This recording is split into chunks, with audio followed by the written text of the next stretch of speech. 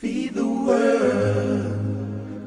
alaikum wa rahmatullahi wa barakatuh, and welcome to Chef Yusuf show, where you learn to cook the Islamic way. Today inshallah we'll talk about a recipe that is still from the Middle East. We're still stuck in the Middle East for for a few days now, and we want to talk about a recipe that is very easy to make, and it is very well known in the culture there. It is potato stew with rice.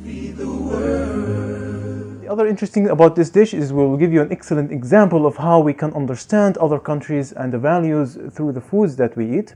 And also I'll bring the basic of knife skills, maybe 2 or 3 techniques. And finally we'll cover the importance of growing herbs and the foods at your home.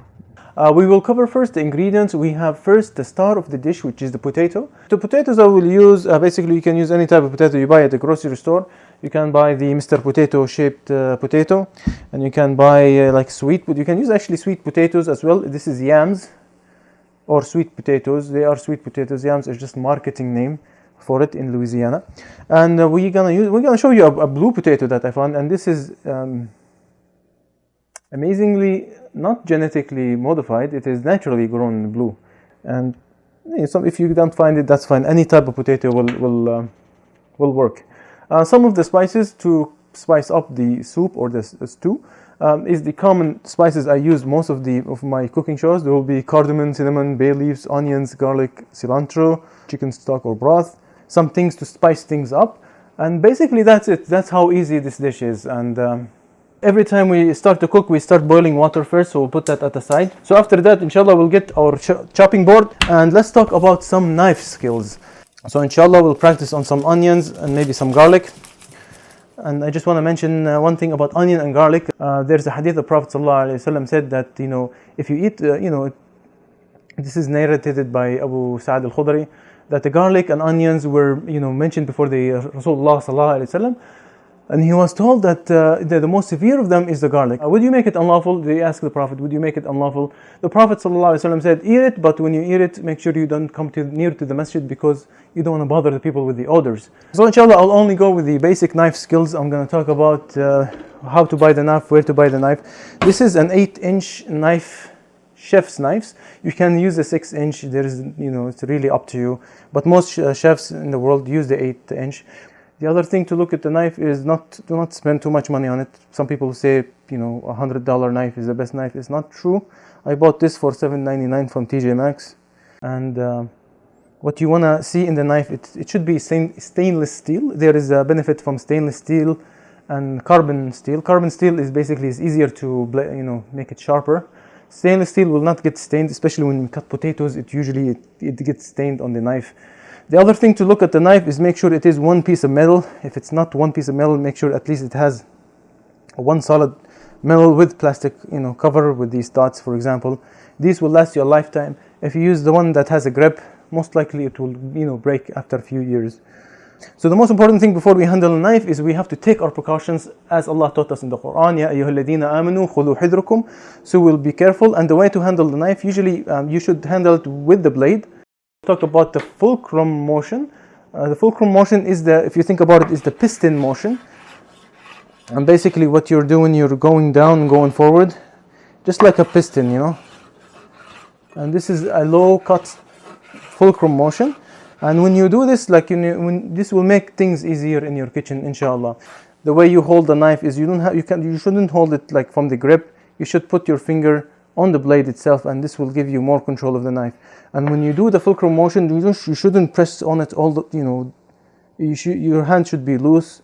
And if somebody will want to take the knife from your hand, he should be able to, because your hand should be loose, and it will be like an easy motion. Next, we'll talk about the low cut techniques. The low cut techniques, basically the tip of the blade should be on the board when you do the cut, versus the high cut technique, which is it will be on the vegetable, and you do the cut like that. So when you get an onion, first thing we do is we tend to cut the tail of the onion, and we keep the head attached, and this will make it easier, and you'll see why. So cutting onions, usually you should cut them from the middle, and remember to keep this the head basically to keep the head attached to the onion itself.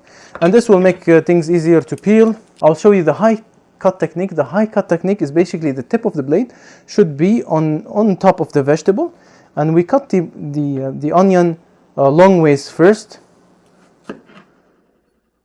And some people put their finger here, but really, if you practice the fulcrum motion, it will make things easier. Now your knuckles have to be, it has to be like a bear grip. This finger and this finger always has to be in. Do not put them out because you can chop it off.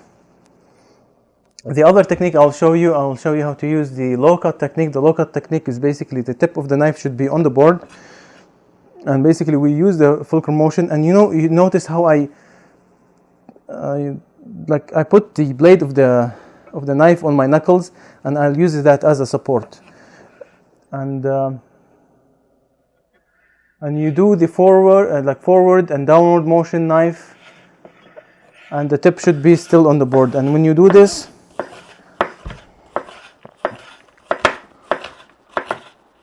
when you're done, the head of it will help you to grab the onion. You can just toss it away, and there you go. This is actually basically it.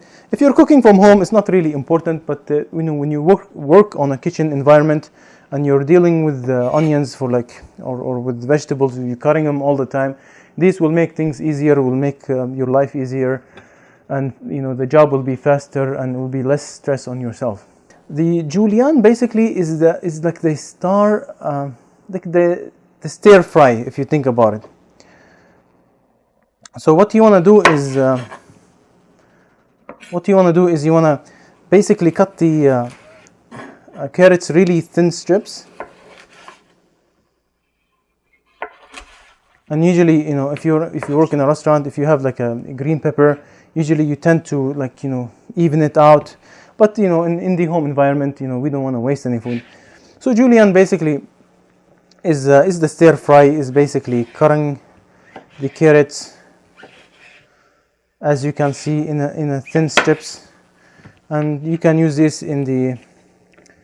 this is called the julienne style. So I'll do this real quick now. The other technique is in the French cuisine is the boumois style. It's basically dicing the julienne. So you have the julienne thin strip like this. Boumois is to basically to cut them in small cubes. And this is, some people will ask for, if you work in a kitchen, some people will ask you, some critiques will ask you to make this for you, and really they're a little bit pain in the head. Me personally, I just put them in a processor and let them have it. So this is how you have the boumois, which is the small thin strip. So if you practice for 40 days, and inshallah you will master the arts of basic knife techniques. By the way, the basic of the knife techniques is important in my opinion, because it will save you time, and it will save you, and it will be more safer, inshallah. So there is a saying that a sharp knife is a safe knife, and this is true, because when you cut the onions, for example, the sharp, if it's not knife, it might slip and injure yourself. But I imagine somewhere in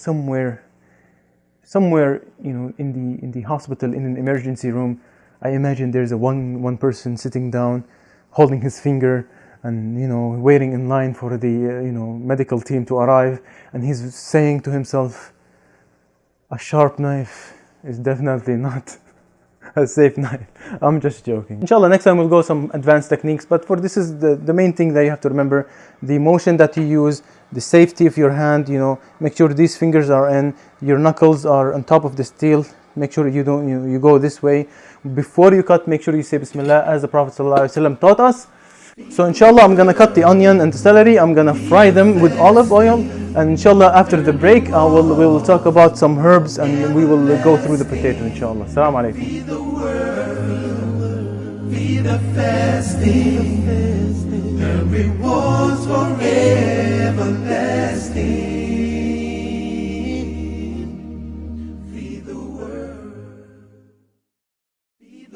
Hey, and welcome back to the Chef Yusuf show, where we cook the Islamic way. So inshallah, I have the pan here. We talked about olive oil the last episode, so inshallah you can refer to that. So use olive oil to cook all the time. So we will heat this first. This is heating up really quick, so I'm gonna put this, inshallah.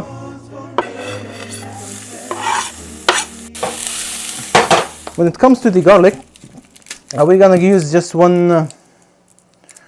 I'm just gonna use one. That will be enough. And the easiest way to cut garlic is take your knife and smash it, and this will make it easier to peel. I will show you the technique of rocking motion when we cut the garlic. Rocking motion basically is using the bottom blade of the knife, and basically what we want to do the same motion, but we're gonna be very, very, very thin, using the garlic as small pieces as you can. So inshallah, this will also go on top of the onions. And what I will also use, I'll put some cilantro on top of the garlic and the onions. Okay, so after this is cooking, we will add water on it to make it as a soup, basically.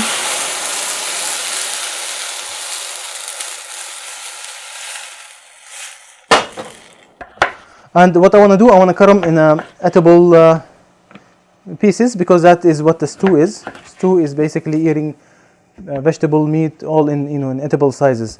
And because we're gonna steam them, you can cut them a little bit smaller. If you boil them, they will be like puree basically. I forgot to mention one thing. I brought my cilantro from the freezer. This is one way to store them, but I want to talk about the importance of herbs and growing your own herbs at home, because one of the better ways to store the herbs at your home is to grow them yourself in a small pot or something like that. You will be amazed in how much it will give you in the end of the season. Before culinary application, herbs were primarily used for medical purposes, and there's a hadith narrated by Salama about how some herbs were used as medical applications. I will not go through what herbs, what type of herbs, but I will just share about you the importance of growing food at your home. Growing at your home is easy, and it is satisfying as well. It's economical. It will save you money. If you go to any grocery store, or if you buy any branch from a grocery store, it will probably cost you between $2 to $2.99 a branch. Can you imagine? And when you prepare it at home, it will probably go bad before you actually finish the whole thing. So you'll use some of it, and then the rest will go bad in your fridge. So why grow herbs at home at this time, at this age? It is very important, especially in this time, because this time is the time of fitan, the time we are living at. I believe this is one of the powers of the Dajjal fitna is he will have the resources, and he will have he will control the food. And Muslims should know and should teach their children to how to grow food. Growing the food, when you see the food grow, it will show you and will make you more appreciative of life, and how Allah subhanahu wa ta'ala creates, subhanAllah creates life from nothing. So in Surah Al-Kahf, the people of the cave, when they woke up after the long time they were asleep, they sent one of them to the city in their paper currency to buy the best food, or the aska ta'am. The Arabic word used the aska, which is to look for the best smelling food. Aska is used for smell more.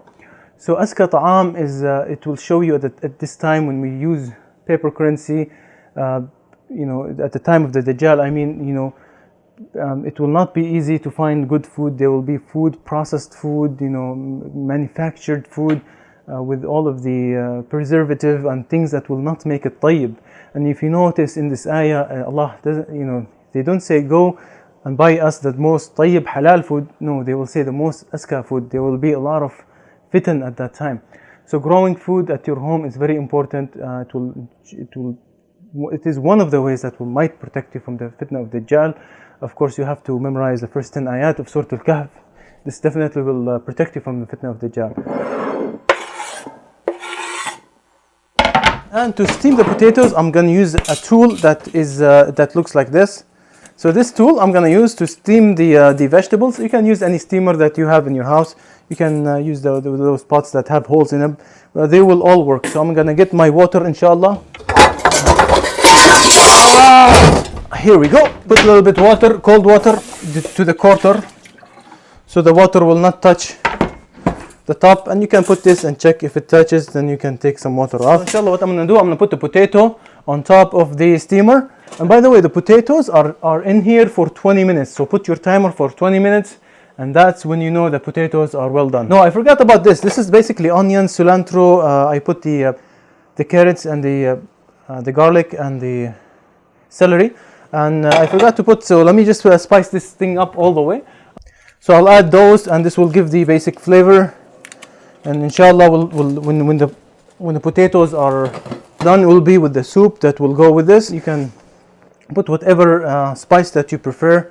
I do advise you in Chef Yusuf, we do advise you not to mix everything. That, you know, don't think that if you mix all of the stuff you're gonna become a master recipe. It will not be a master recipe. It will taste actually horrible. So some things will go with some things, and something doesn't go with something. So this, if you put cumin and some curry for a little bit, that will be okay. You can put cinnamon powder. You can put cardamom, cloves, bay leaves. These are like the basic ingredient to use when you use a soup or the broth to give it more flavor. And salt, remember salt, because people have low blood pressure and the Maggi is really salty. You might want to balance that on the side. And right now the potato is almost done. Make sure you cover this, and inshallah I'm going to go and pray Asr. And by the way, if you had wudu before you cook, you can still have wudu, because there is a hadith that Prophet ﷺ did not do wudu after he was preparing, or he was working with a knife and food application. So inshallah we'll come back after the break.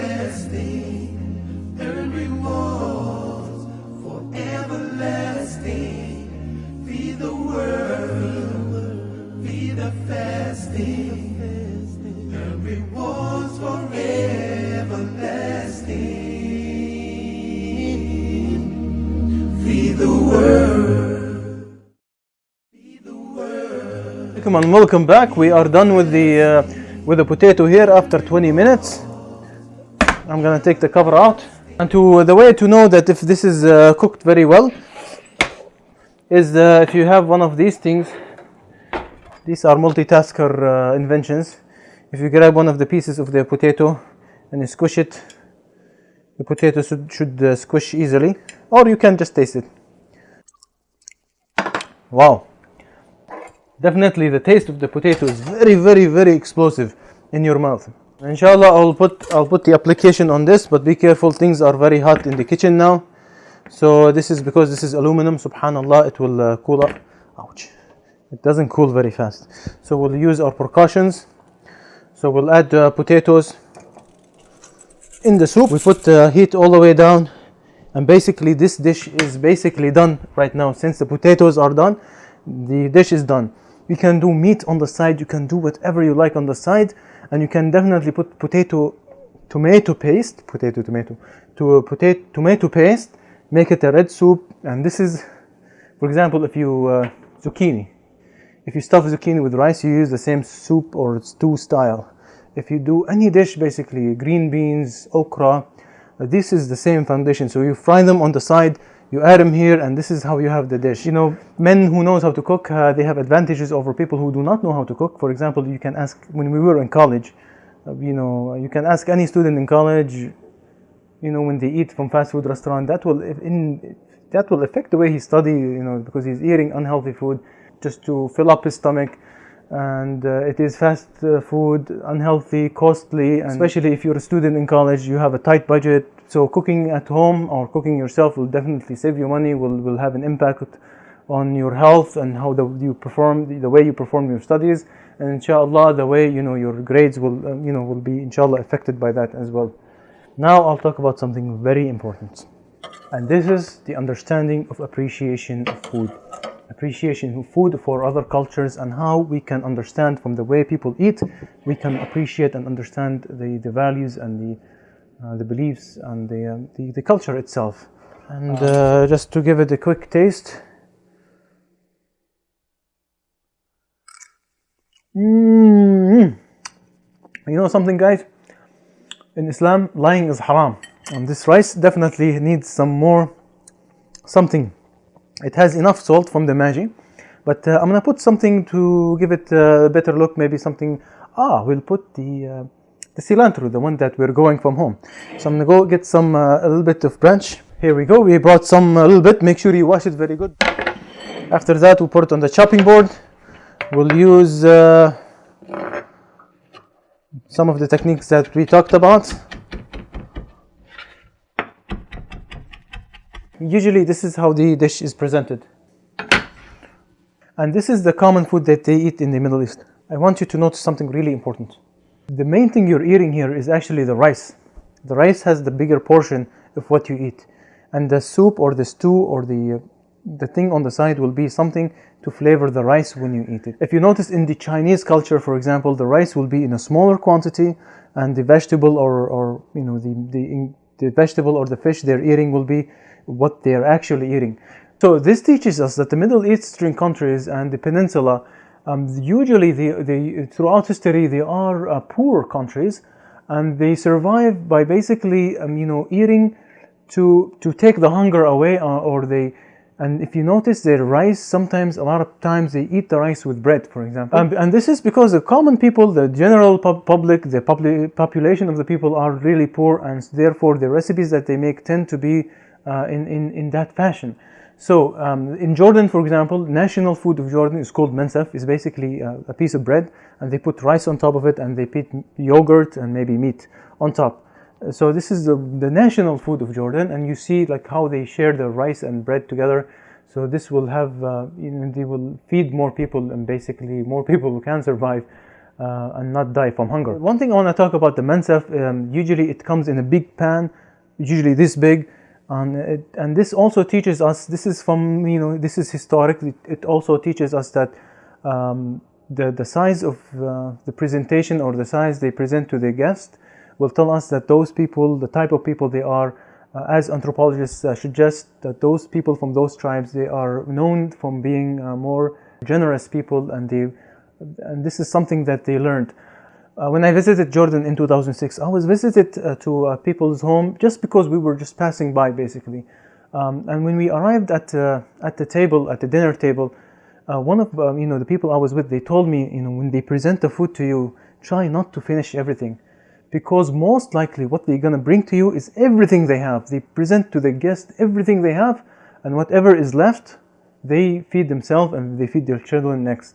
And this is one thing the tribal people, especially the tribal people in Jordan, they are very well known for, and this is something that we at the West, we should learn these traditions, and we learn about these cultures as well.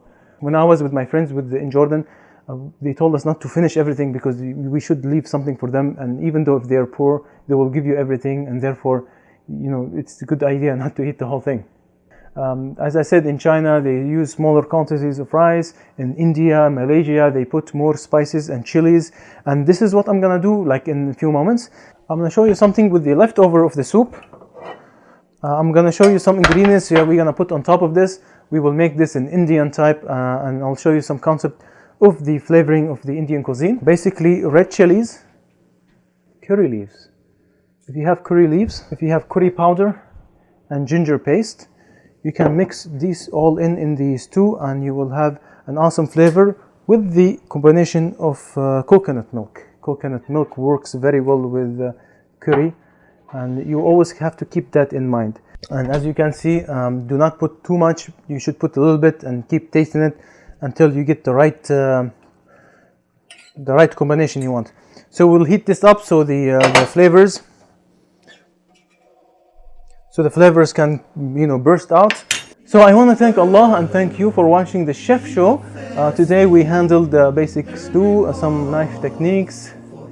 We talked about growing herbs at home, and finally understanding other cultures throughout the food that we eat. Please check us on the web for more recipes and to learn about the Chef Yusuf project.